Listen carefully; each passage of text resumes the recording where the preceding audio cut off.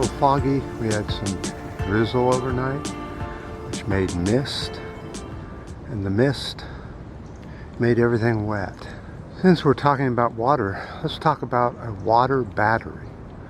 Now, this might be something new to you. Let me show you how it works.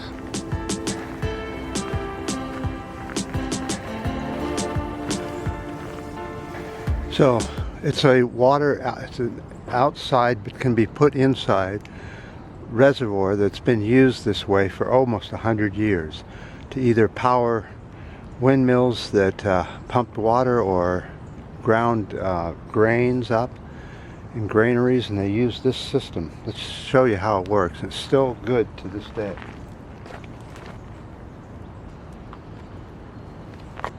That represents the first reservoir. It can be acres or even miles.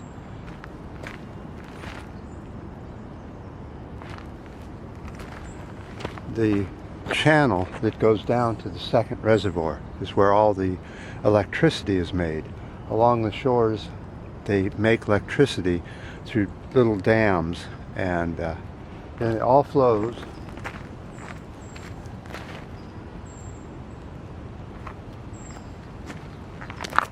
into the small reservoir.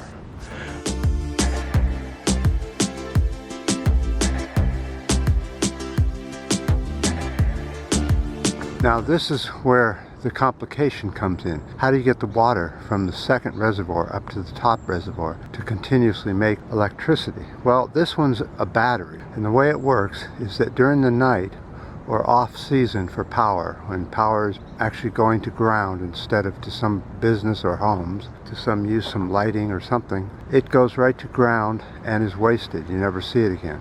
But wonder if instead of going to ground, it went to a water battery. How that works?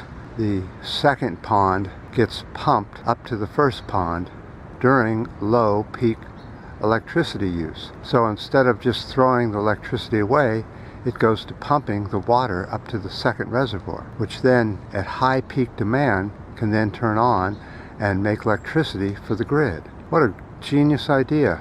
It's been around for 100 years or more. I wouldn't doubt if in Roman days they had a few of these. It just makes sense. If you need to turn a water wheel, then you can use it to do that during an 8-hour day, and during the night, the off-peak churns the water back up to the top. Can't get any simpler or smarter than this. This can be done in buildings, skyscrapers. You can have a reservoir at the top of one skyscraper and down at the bottom's another reservoir, and it's the same principle.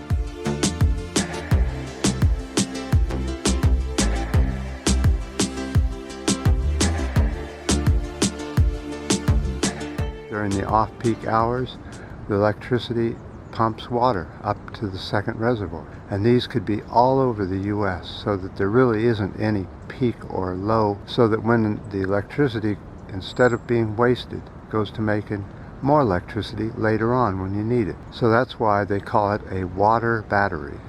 Pretty simple, huh? I just wanted to put that out there for you guys to know that humans don't even have to think very hard to get out of the problems they're in. So simple. Water battery. You know, it could be done anywhere. Even in a small, little tiny home, even in a small area of maybe 20 homes or something, and they make something like this themselves and run off the grid that way. They only buy the electricity when it's the cheapest.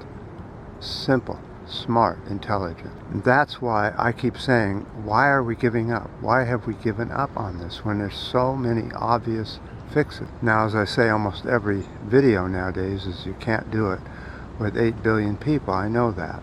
The amount of people are going to come down one way or another. We're either going to bring it down, or nature is going to bring those numbers down. And when nature decides to bring them down, there's not a damn thing we're going to do about it, or can do about it. So we should be doing things now while we can do it. And even if you wrote a letter to a congressperson with these ideas, could it hurt? I appreciate all the ups, the downs, the new subscribers. And until next time.